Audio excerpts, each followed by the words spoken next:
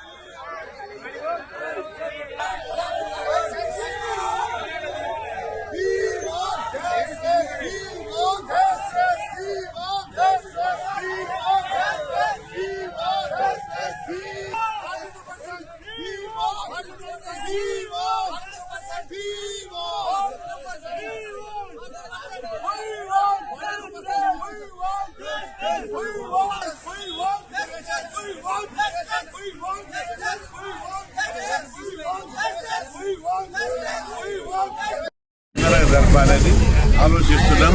2 రోజుల్లో నిర్ణయం తీసుకుంటామని ప్రకటించారు. ఈ సందర్భంగా ప్రభుత్వానికి మరోసారి మీరు ఎలాంటి పోట్లాడలు, ఒత్తిళ్లు అని ఆలోచించకుండా చట్ట ప్రకారం బీసీలకు 42% రిజర్వేషన్లతో ఎన్నికలకు వాళ్ళకి చెప్పింది. ఎందుకంటే ఇన్ని రోజులు ఆగిరు. 1 ఇయర్ అసెంబ్లీలో బిల్లు పాస్ చేశారు. రాజ్యాంగం ప్రకారం 243 D6 ప్రకారం జీవో జారీ చేశారు. అట్లాంటప్పుడు ప్రభుత్వానికి ఈ కేసు చాలా బలంగా న్యాయం ఉంది. బలమైన కేసు. ఎందుకంటే ఇతర రాష్ట్రాల్లో జనాభా లెక్కలేదు, చట్టపరమైన అవరోధాలు ఉన్నాయి, న్యాయపరమైన అవరోధాలు. ఇక్కడ చట్టపరమైన న్యాయపరమైన అవరోధాలు, రాజ్యాంగపరమైన అవరోధాలు ఏది లేవు. రాజ్యాంగం ప్రకారం జీవో తీశారు, అసెంబ్లీలో చట్టం చేశారు. అదేవిధంగా న్యాయపరమైన అవరోధాలు తొలగిపోవడానికి జనాభా లెక్క తీశారు. దాని ప్రకారం 56% జనాభా ఉంటే 42% రిజర్వేషన్ ఇచ్చారు. అట్లాంటప్పుడు ఈ కేసు బలంగా ఉంది, ఎలాంటి అవరోధాలు లేవు. ఈ కేసు కోర్టులలో గెలుస్తుంది, హైకోర్టులో గెలుస్తుంది, సుప్రీంకోర్టులో గెలుస్తుంది. ఎవరు అడ్డం వచ్చినా వదిలిపెట్టేది లేదు. ఇది తమాషా అయిపోయిందా? బీసీలకు ఇచ్చే ప్రతిదాన్ని కోర్టులు కొట్టేస్తాయి. ఎట్లా కొట్టేస్తుందో చూస్తాం. న్యాయం ఉంది మా వైపు, న్యాయంకే తీర్పులు వస్తాయి. కాబట్టి కోట్ల ఇక్కడైనా ఎక్కడైనా ఎప్పుడైనా బీసీల పక్షాన న్యాయం వస్తుంది. అందుకే ప్రభుత్వం వెంటనే స్పందించి చట్ట ప్రకారమే రిజర్వేషన్లు కోర్టు జడ్జిమెంట్ వచ్చిందే కాదు, లేదంటే ప్రముఖులైన అడ్వకేట్ పెట్టి దీన్ని ముందుకు తీసుకోపో. సుప్రీంకోర్టులో కొట్లాడదాం, హైకోర్టులో కొట్లాడదాం. ఎన్ని రోజులు అన్యాయం చేస్తారు బీసీలకు? అరే రిజర్వేషన్ల సిద్ధాంతం లేనటువంటి ఈబీసీలకు 10% లెక్కలు లేవు, జనాభా లెక్కలు లేవు, ఏమి లేవు, వాళ్ళకేమో 10% ఇచ్చావు. అరే లెక్కలు ఉన్నాయి, సిస్టమ్ ఉంది, రిజర్వేషన్ల సిద్ధాంతం, దీనికి 50% ఫీలింగ్ కూడా వర్తించారు. ఎందుకంటే 50% జనాభా ఉంది. రెండవది మండల్ కమిషన్ లో సుప్రీంకోర్టు మాట చెప్పింది, జనాభా లెక్కలు ఉంటే పెంచొచ్చాలి. ఇంకోటి కూడా అన్నారు, సిద్ధాంత పరంగా ఎవరి జనాభా ఉంటే వాళ్ళకి పోతారు. అన్ని అవరోధాలు అయినాయి. కాబట్టి ప్రభుత్వం తప్పనిసరిగా చట్టపరంగా 42% పెడితే ఓకే, ఆ విధంగా పెట్టడానికి కాకపోతే తగ్గిస్తే మాత్రం వాటి పరంగా పెడతామంటున్నాం. ఎట్టి పరిస్థితిలో ఒప్పుకోమని చెప్పి హెచ్చరిస్తున్నాం. దీని మీద ఎంతకైనా పోరాడతాం. అవసరమైతే ఎన్ని రూపాయల్లోనైనా ఉద్యమం చేస్తాం. మొన్న చూశారు బీసీల బంధు సందర్భంగా చరిత్రాత్మకమైన బంధు జరిగింది. ఆ బంధు విషయాన్ని అన్ని పార్టీలు అందరూ రాజకీయ నాయకులు కళ్ళు తెరవాలి. ఆదేశాల మేరకు ఇలా పెద్ద ఎత్తున 42% రిజర్వేషన్ల నిబంధన ఎత్తివేయాలని చెప్పి, రాజ్యాంగబద్దంగా ఎలక్షన్లకు వెళ్లాలని చెప్పి, పార్టీ పరంగా మాకు ఎలక్షన్లకు వెళ్లొద్దనే డిమాండ్ తోని ఇలా వందలాది మంది విద్యార్థులు, నిరుద్యోగులు, యువత ప్రతి ఒక్కరు కూడా కంకణబద్దులై ఇవాళ రోడ్ల మీదకి రావడం జరుగుతుంది. ఇవాళ జాక్ చైర్మన్ ఆర్ కృష్ణ గారి నేతృత్వంలో ప్రతి జిల్లాలలో కూడా రాష్ట్ర వ్యాప్తంగా పెద్ద ఎత్తున దీక్షలు, ర్యాలీలు, బైక్ ర్యాలీలు, పెద్ద ఎత్తున ఉద్యమాలు చేపడుతున్నాం. దానికి కారణం రాజ్యాంగబద్దమైనటువంటి హోదాతోని ఎలక్షన్లకు వెళ్లాలనే ఒక ఆలోచనతోని. రేపు ఈ 4 రోజులలో ఎట్లాగో కోర్టు జడ్జిమెంట్ వస్తుంది కాబట్టి బలమైనటువంటి జడ్జి వాదనలు వినిపించి సబ్జెక్ట్ ఉన్నటువంటి అడ్వకేట్ జనరల్ పెట్టి మరి దీన్ని గెలిపించే విధంగా మన గౌరవ ముఖ్యమంత్రి రేవంత్ రెడ్డి గారు మరి ఒక కార్యాచరణ చేపట్టాలనేది ప్రధానమైనటువంటి డిమాండ్. ఇలా 50 సంవత్సరాలు పోరాడి ఇలా 42% రిజర్వేషన్ లో ఒక కొలికి తీసుకురావడం జరిగింది.